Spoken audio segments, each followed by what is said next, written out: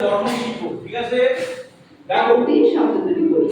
এটা কি? দেখো এখানে আছে সরিয়া ম, একসাথে হবে আম। তারপরে সরিয়া ম আম। মানে কি বলবো এখানে? এটা কি? এটা যোগের চিহ্ন, এটা এটা কি হচ্ছে? আম বানান করলে কি হয়?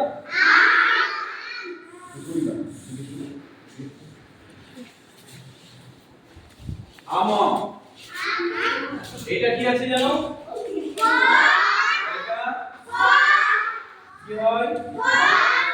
এক সেকেন্ড। তারপর এটা করো। তা জুড়ে আছে এখনো। তারপর এটা কি আছে?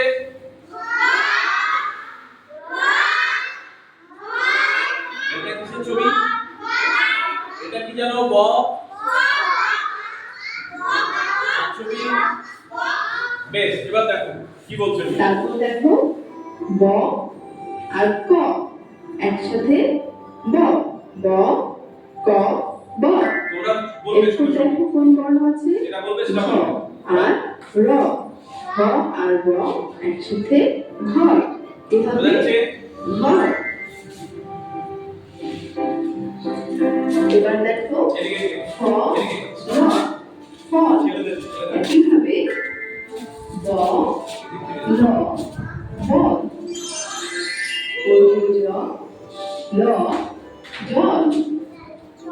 জ ল জল। তাহলে এখানে কি পেলাম?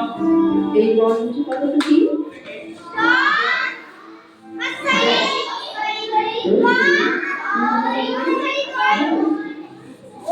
একইভাবে রস্বই বলো করে দেবো।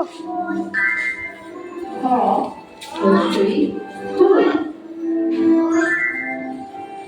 এবার চলো বর্ণের সাথে আকার যুক্ত করে শব্দ গঠন শিখি। বলো, সঙ্গে ব বলবে।